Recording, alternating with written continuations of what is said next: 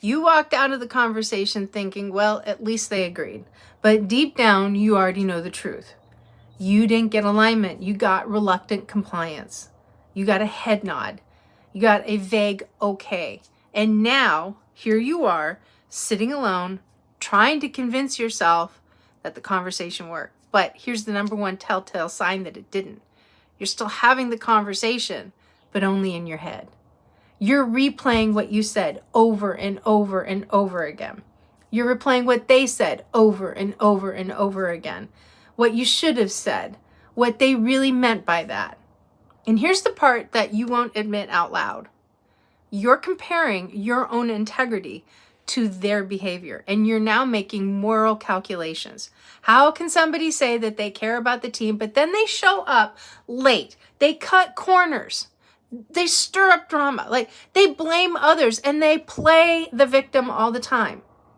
You're judging them through your observation, quietly, internally, but relentlessly. And you think it's just processing. You're just processing all this, right? It's not. It's resentment, and it's leaking into your relationship, and it's leaking into your leadership. You're vibing in a weird way right now, and they can feel it. The tension, the clipped tone, the loss of warmth in your voice.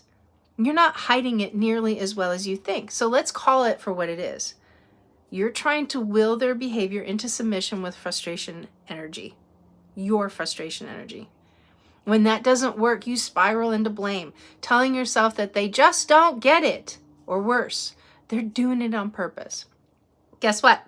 They're still doing it. The behavior continues because reluctant agreements never drive change. So here's the real problem.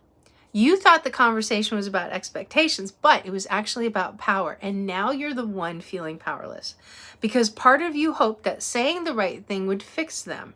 But leadership isn't sorcery, and it's not magic, and it certainly isn't manifestation. It's alignment, not incantation.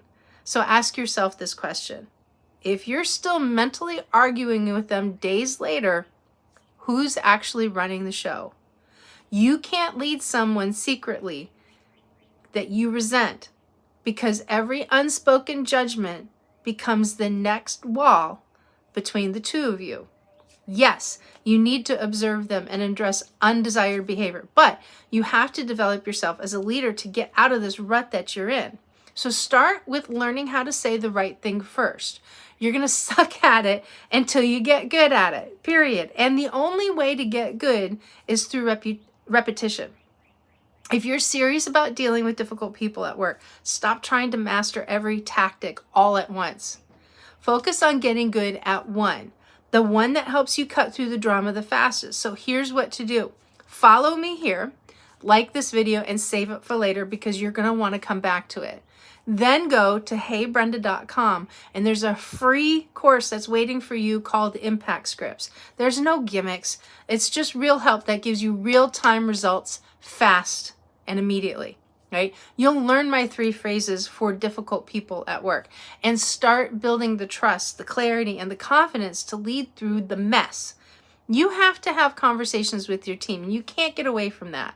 So why not have the right ones? It's free, it's powerful, and it's made for leaders just like you. So let's go.